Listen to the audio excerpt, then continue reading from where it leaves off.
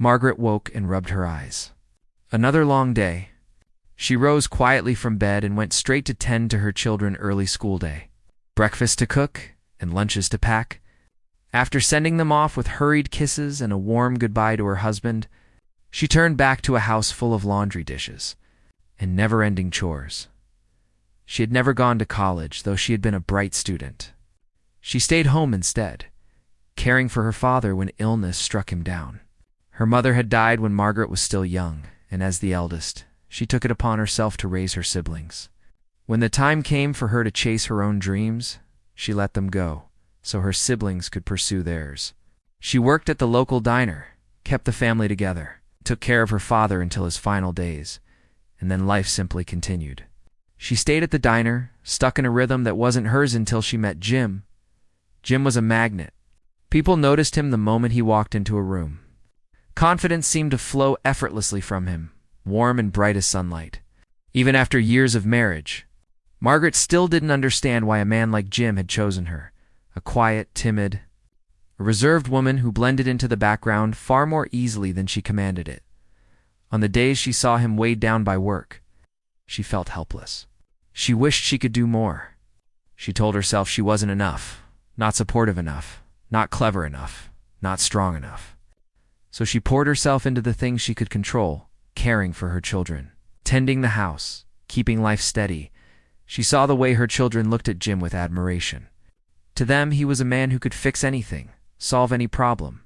When school troubles came, they ran straight to him.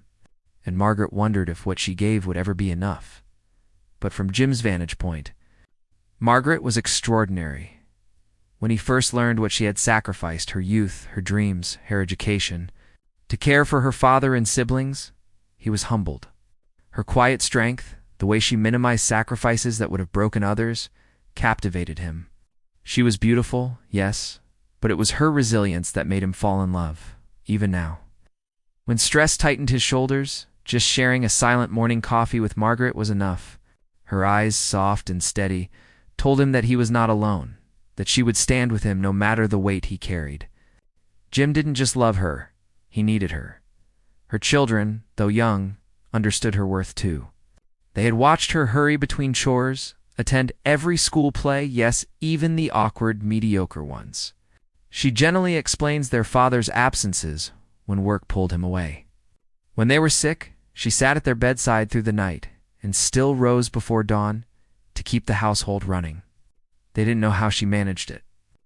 They only knew she always did. Sometimes, out of love, they took their small worries straight to their father, hoping to spare their mother even 1 ounce of stress. Her siblings also remembered her strength. Though quiet, Margaret had never allowed anyone to harm them. Once, when her younger brother was bullied, she marched to the school herself, face fierce and unwavering. The bullies never touched him again.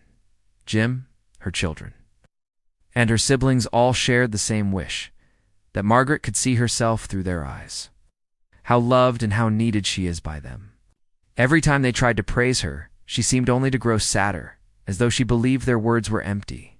In her mind, what she did was simply what a daughter, a sister, a wife, a mother should do, nothing special, barely enough. Certainly not worthy of admiration. She thought her value was small and almost non-existent. But there's a truth in her mind that she knows, that she is the luckiest woman in the world.